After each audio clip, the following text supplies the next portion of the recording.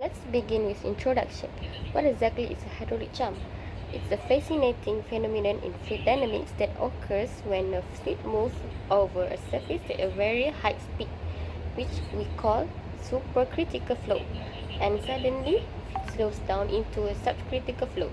This abrupt change causes an increase in depth and a rapid rise in turbulence, leading to significant energy dissipation. In real-world engineering, we frequently observe this in spillways, open waterways, and various hydraulic structures. As a hydraulic engineer, paying close attention to the position and magnitude of this jump is crucial because they have a massive impact on how safely and effectively these structures are built and function. For this project, our study is guided by two objectives. First, to study the specific characteristic and behavior of a hydraulic jump, such as exact location, size, and energy dissipation capabilities. Second, to use this information to predict the performance of hydraulic structure like spillways, canals, and dams, ensuring we can design them for optimal efficiency and safety.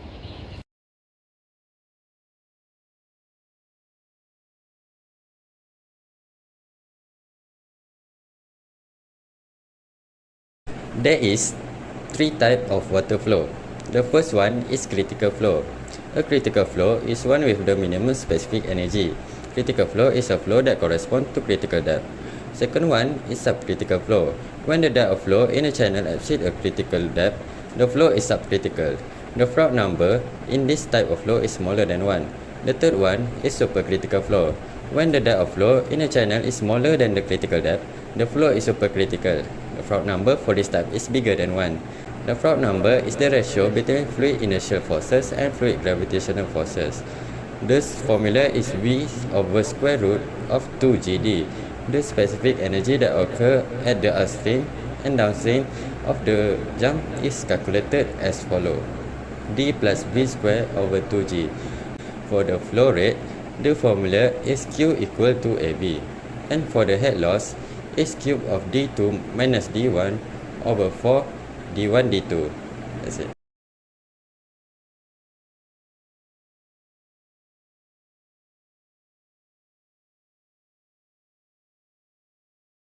To demonstrate this lab, we use 5 main components in our lab.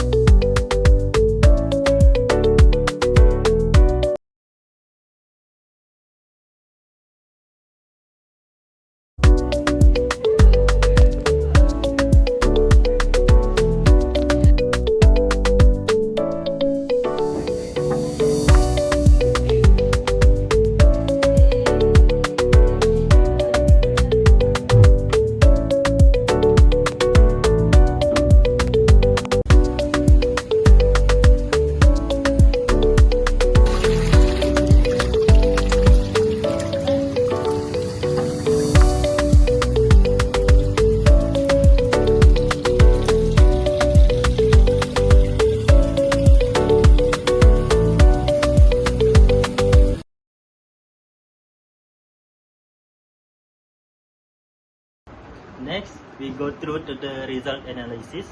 First table, we have height of tailgate in meter, height of sluice gate in meter, volume V in meter cube, time T in second, D in meter, D1 in meter, and D2 in meter. First, we want to find the flow rate Q. Q, the formula is Q equals to V over 2.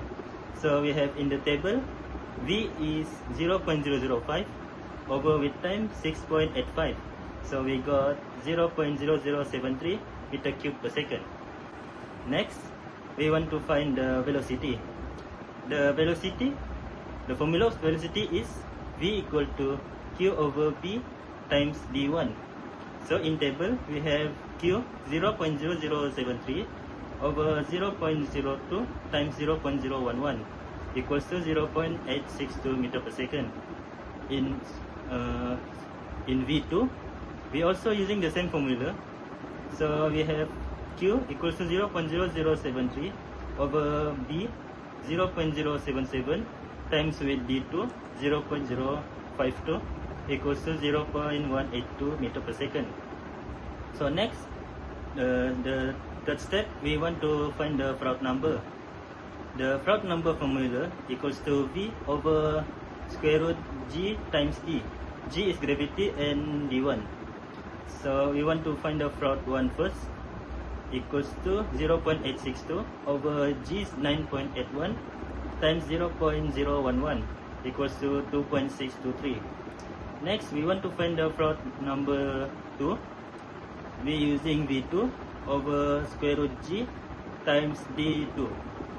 So we got 0.182 over square root 9.81 times with 0.052 equals to 0.255. So the fourth step, we want to find the head loss. Head loss, we are using formula D2 minus D1, D2 minus D1 power 3 over 4 times D1 times D2. In table, we got 0.052 minus 0.011 power 3 over 4 times 0.011 times 0.052 equals to 0.0301 meter. Lastly, we want to find the power loss. The power loss formula equals to density times with gravity times with Q times with head loss. So in table, we got 1000 times with 9.81 times with 0.00073 times with 0.0301 equals to 0.216 volt. That's it.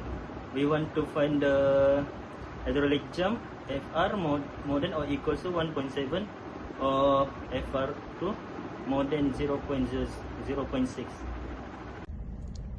Based on our experiment, the hydraulic jump changes the water flow from supercritical flow to subcritical flow. Before the hydraulic jump, the water velocity and Froude number are higher. After the jump, the water depth increases while the velocity decreases. We also observe that energy is lost during the hydraulic jump because of turbulence and water mixing. Some differences in our results may be caused by measurement errors and unstable water flow. Overall, this experiment successfully shows the characteristic and energy loss of a hydraulic jump. In conclusion, a hydraulic jump is a phenomenon characterized by a sudden rise in an open channel's water surface. This occurs when high-velocity supercritical flow FR more than 1 abruptly transitions into a slower subcritical flow FR less than 1. Typically, when encountering obstacles or structures like dams and weirs, while hydraulic jumps are highly beneficial for dissipating destructive kinetic energy, preventing downstream bed scoring and rising downstream water levels, they do have drawbacks.